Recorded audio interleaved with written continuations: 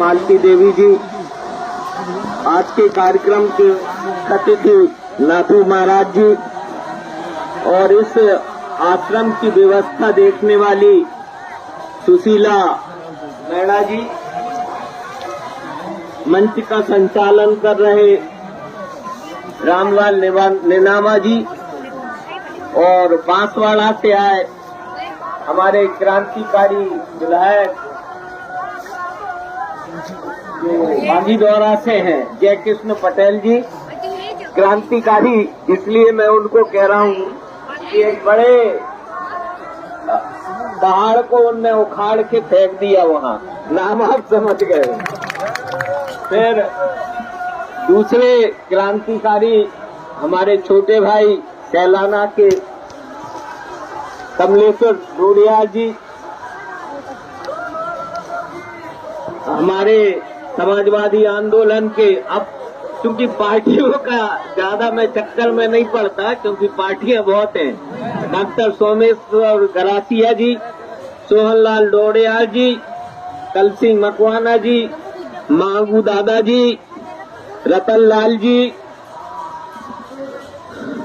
वो विजय सिंह जी, मान सिंह जी, वो अशोक नेनामा जो चले गए वो भी बड़े क्रांतिकारी साथी हैं। पिछले बार हमने उनका भाषण सुना था, लेकिन आज ये माइक ऐसा गड़बड़ है कि पूरी ताकत लगाने के बाद भी लोग बोल नहीं पाए ठीक से, तो उसका हमको दुख है क्योंकि हम भी आज ही आए, पहले नहीं आ पाए और हम पिछले महीने आए थे बांसवाड़ा कार्यक्रम की तैयारी के लिए।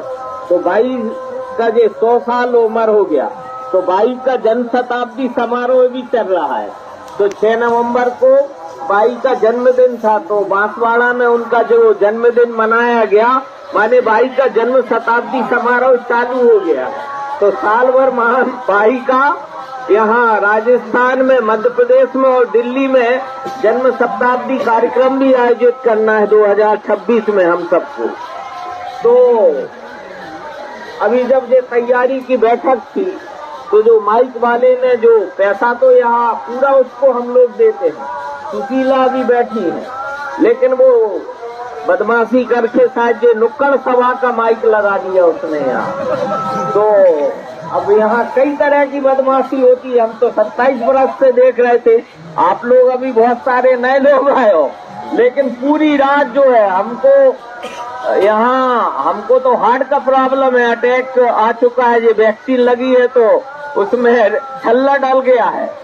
तो लेकिन पूरी रात यहाँ झगड़ा करते रहते हैं पुलिस से, प्रशासन से, और बहुत लोग यहाँ गड़बड़ करते थे। लेकिन अभी 2-3 साल से, 1 साल तो माबू दादा बैठे हैं, जब गड़बड़ हो रहा था तो हम लोगों ने फिर वो जो अधिकारी था उसको कहा कि तुम यहाँ से चले जाओ, नहीं तो फिर यही आंदोलन होगा, पुण्यतिथि नहीं मनाएंगे। तो हम बोली वाले लोग हैं, लेकिन यदि कोई बंदूक की नोक से और सरकार की ताकत से हमको दबाएगा तो ये बोली हमारी गोली का काम करेगी। हम डरने वाले लोग नहीं हैं।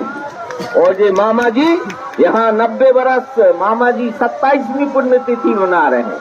मामा जी 27 बरस पहले हमको चले गए, लेकिन मामा जी का आज विचार ये है कि उनके जाने के बाद आज आदिवासी जो है समाज मामा जी के विचारों के लिए जीता है, लड़ता है और मरने के लिए संकल्पित है।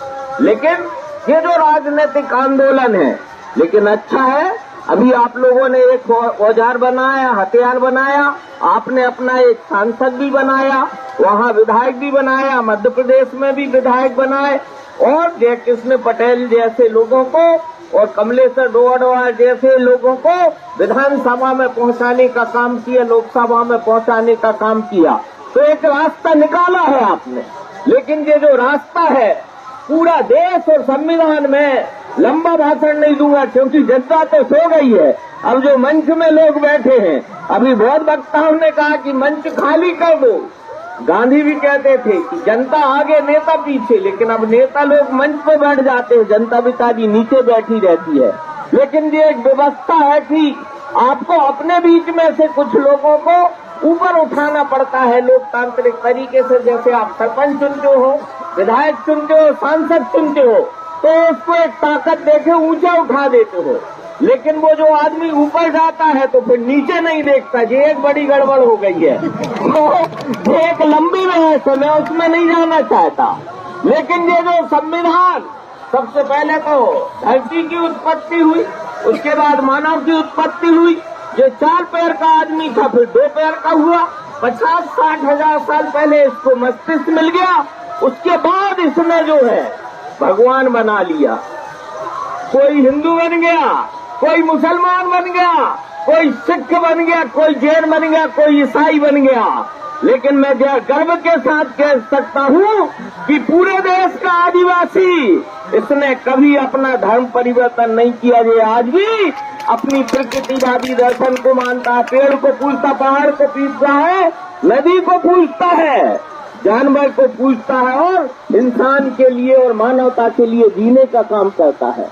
तो आज पूरा देश जो लड़ाई आर पार की है, एक तरफ पूरी दुनिया में पूंजीवाद ने कब्जा कर लिया है और एक तरफ जंगल में आदिवासी प्रकृतिवाद के लिए लड़ रहा है। दो ही लड़ाई है और कोई लड़ाई नहीं है। और मामा जी का भी पूरा आंदोलन प्रकृतिवाद के लिए था, जंगल जमीन के लिए था, इस धरती को बचाने के लिए था। और ये धरती बचेगी तभी धरती पे जो मानव जाति बचेगी। लेकिन पूरा देश धर्म और जाति के चक्कर में बट गया है। और आज जो है ये जो संवैधानिक लोकतंत्र है, पूरे देश में फैशन चला है संविधान को बचाना है। अरे संविधान जब बचेगा जब धरती बचेगी, और धरती बचेगी तभी धरती पे जो इंसान है, जानवर है और पूरा जीवन है वो बचेगा। अब ये जो दिल्ली से मुंबई तक कॉरिडोर बन रहा है, पूरे देश में 7 राज्यों से ये कॉरिडोर जा रहा है, 1400 किलोमीटर है। सबसे पहले इसी बामनिया के मामा जी की पुण्यतिथि में 2012 में जब हमने इसमें प्रस्ताव पास कराया तो रतलाम के, झाबुआ के, इंदौर के, उज्जैन के पत्रकारों को पता ही नहीं था ये कॉरिडोर क्या वाला है। ये जो है पूरा कॉरिडोर अकेला भी ये सड़क बनी है, लेकिन 150 किलोमीटर इस तरफ और 150 किलोमीटर उस तरफ कॉरिडोर में औद्योगिक क्षेत्र और औद्योगिक रीजन बचेंगे। और पूरा जो 7 राज्यों में राजस्थान, गुजरात, मध्य प्रदेश और महाराष्ट्र और ये जो हरियाणा और दिल्ली और उत्तर प्रदेश, यहाँ का पूरा जो आदिवासी जिसको आप भील प्रदेश कह रहे हैं, यहाँ की पूरी धरती चली जाएगी।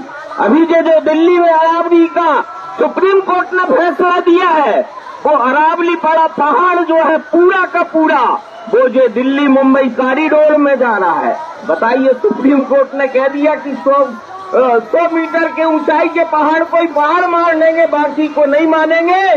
और उसके लिए बड़े पैमाने में वो जो है जमीन चाहिए।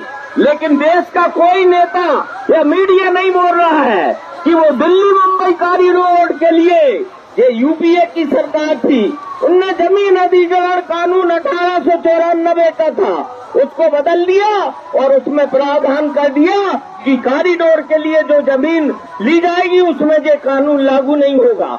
ऐसा कानून बनाया कि दांत फोड़ दिए यूपीए सरकार ने। ये वनाधिकार कानून की लड़ाई आप लड़ते हो। वनाधिकार कानून आदिवासियों के अधिकार छीनने का कानून है। मैं पहले दिन से शरद यादव से, बहुत सारे गौड़माना के लोग थे, हम उनके लिए साथ आंदोलन करते थे। मैंने कहा ये बिना डेट के पट्टे दे रहे हैं मध्य वनाधिकार कानून के। और जो जमीन है आदिवासी के पास 100-200 एकड़ जमीन पे आदिवासी खेती करता था, उसको 5 और 10 एकड़ का पट्टा थमा देंगे और फिर कोई दूसरी योजना आएगी फिर विस्थापित कर देंगे। तो ये जो पेशा कानून है 5वीं अनुसूची 75 साल से लागू नहीं की है। लेकिन आज पूरे देश में यदि आदिवासी की जल जंगल जमीन बच सकती है तो वो जो है 5वीं अनुसूची से बन सकती है। लेकिन दुर्भाग्य है, लद्दाख जैसी छोटी सी आबादी में जो वहाँ आंदोलन चल रहा है 5वीं अनुसूची का, वो सोनम वांगचू जो जेल में बंद है, वो आंदोलन आपके भील प्रदेश भीलांचल में भी चल रहा है। बिलेश खवाड़ी 1 साल से जेल में बंद है, लेकिन कोई पार्टी और कोई नेता बोलने तैयार नहीं है। मैंने उसका केस देखा। यहाँ के व्यापारी जो आदिवासी के उस पे पैसे पे दौलत पे यहाँ व्यापार करते हैं। उनने बाजना और ठेलाना के व्यापारियों ने फर्जी मुकदमे लगा दिए हैं। हमारे जो कमलेश्वर बैठे हैं, विधायक जी बैठे हैं, एक मुकदमे में इनको भी झूठा फंसा रखा है। सारे मुकदमे हैं। मैं तो जब छात्र राजनीति करता था तो मैं कहता था सरकार से, कांग्रेस की सरकार थी, मैं कहता था उस समय मीसा लगाओ, जिला बदल करो, लेकिन सरकार जो है उसकी ताकत नहीं थी कि वो हमारा जिला बदल कर दे। एसपी और कलेक्टर कहते थे तुम्हारा देश बदल करना पड़ेगा, लेकिन आज दुर्भाग्य है कि हम एक समाजवादी धारा की पार्टी में आए जो हथियारी बेकार हो गए। 3000 पार्टियां हैं, 8 राष्ट्रीय पार्टियां हैं, 50-52 क्षेत्रीय पार्टियां हैं और 2,500-3,000 जो है पंजीकृत दल है, लेकिन पूरी विधायिका पूंजीपतियों के हाथ में चली गई, पूरी कार्यपालिका पूंजीपतियों के हाथ में चली गई और न्यायपालिका पूंजीपतियों के हाथ में चली गई और जो चौथा खम्मा है मीडिया भी चला गया है। तो मैं ज्यादा लंबी बात नहीं करूंगा। ये पूरे देश का आदिवासी क्षेत्र में, अभी उड़ीसा से आ रहा हूँ, यहाँ 2000 किलोमीटर दूर चल के 22 तारीख से मैं चल के आपके पास यहाँ आज 26-25 तारीख को पहुंचा हूँ। लेकिन पूरे देश के आदिवासियों को ये पहली सरकार बनी, भाषाओं के राज्य के आधार पर राज्य बनाए गए, लेकिन आदिवासियों गौर हो चाहे भील हो चाहे कौन हो या संतान हो, उनकी बोली का राज्य नहीं मानता। और पूरे देश के आदिवासी को अलग अलग 10 राज्यों में 5वीं अनुसूची को बांट दिया, बाकी नॉर्थ ईस्ट के 6वीं अनुसूची में बांट दिया। तो आप लोग जो विधायक बैठे, आपके जो सांसद हैं या बाकी लोग हैं, आपके पास एक ही हथियार है, एक 5वीं अनुसूची और 6वीं अनुसूची है, वो नॉर्थ ईस्ट के लिए है, और 5वीं अनुसूची जो राजस्थान, गुजरात, मध्य प्रदेश, उड़ीसा, झारखंड, छत्तीसगढ़ और उड़ीसा के लिए है। तो ये पूरे अब जो मांग होना चाहिए जातिगत की जनगणना हो रही है, फिर उसके बाद परिसीमन होना है, तो आपकी मांग होना चाहिए एक राज्य पुनर्गठन आयोग बने और पूरे देश के आदिवासियों को जो अलग अलग राज्यों में बांट दिया है, तो पूरे देश के आदिवासियों को 2 या 3 राज्यों में एक साथ इकट्ठा कर दिया जाए, तो भीलों का एक राज्य बन जाएगा, गोंडवाना का एक अलग राज्य बन जाएगा, उसमें भी 4-5 प्रदेश के लोग आ जाएंगे और संताल और मुंडा जो लोग हैं वो आबादी है, वो जो है उड़ीसा और छत्तीसगढ़ और झारखंड, आंध्र प्रदेश, तेलंगाना मिला के एक राज्य अलग मिल जाएगा और पूरा देश का आदिवासी ज्यादा से ज्यादा 3 राज्यों में वो आ जाएगा।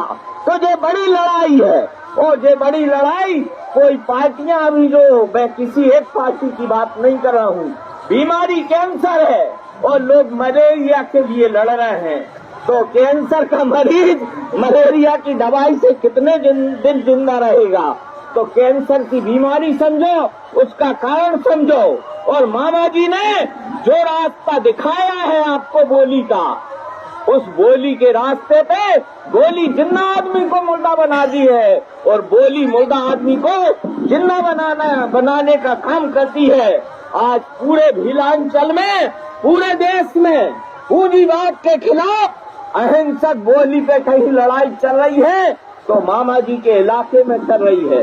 और मुझे गर्व है कि आप लोग मामा जी के जाने के बाद भी 27 बरस से इस लड़ाई को लड़ रहे हैं और आगे भी इस लड़ाई को लड़ोगे तो इसी भूलांचल से ऐसा भूकंप, ऐसा ज्वालामुखी और जो अरावली की लड़ाई चालू हो गई है, लेकिन वो पूरा सच नहीं है। लेकिन अब जो वोट से सरकार बदलती थी, आजकल ईवीएम आ गया है, तो बैलेट से चुनाव हो। ये 73वीं और 74वीं संविधान संशोधन है, पंचायत में ग्राम सभा को अधिकार मिले, ग्राम सभा को जैसे दिल्ली का बजट, जयपुर और भोपाल का बजट, वैसे ही पंचायत को बजट मिले। ये योजनाओं की जूठन हमको नहीं चाहिए।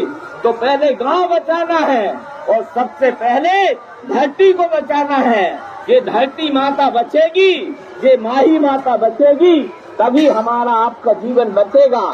लेकिन अब माही में परमाणु बिजली घर लगा रहे हैं, अब इतनी पूरी जमीनें लूट रहे हैं। और राजस्थान में चुनाव के पहले कितने फर्जी मुकदमे लगाए, जिन पे फर्जी मुकदमे लगाए उनको वापस होना चाहिए।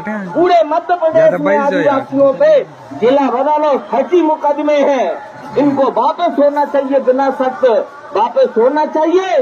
तो जनवरी के बाद मैं फिर आऊंगा इस इलाके में, और एक लोक क्रांति के रूप में, ये कोई पार्टी की लड़ाई नहीं है, ये धरती को बचाने की लड़ाई है। धरती बचेगी तभी ये संविधान बचेगा, तभी लोकतंत्र बचेगा। इन्हीं बातों के साथ मैं अपनी बात समाप्त करता हूँ। और रही बात, जो सरकारें आती जाती रहती हैं, आप लोगों ने एक रास्ता निकाला है, अपने साथी को लोकसभा भी पहुंचाया है, विधानसभा में भी पहुंचाया है, इनको ताकत देने का काम करो और इस लड़ाई को मजबूती को देने का काम करोगे। इन्हीं बातों के साथ मैं अपनी बात समाप्त करता हूँ। जय समाजवाद, जय प्रकृतिवाद, जय आदिवासी, जय मामा जी। बहुत बहुत धन्यवाद।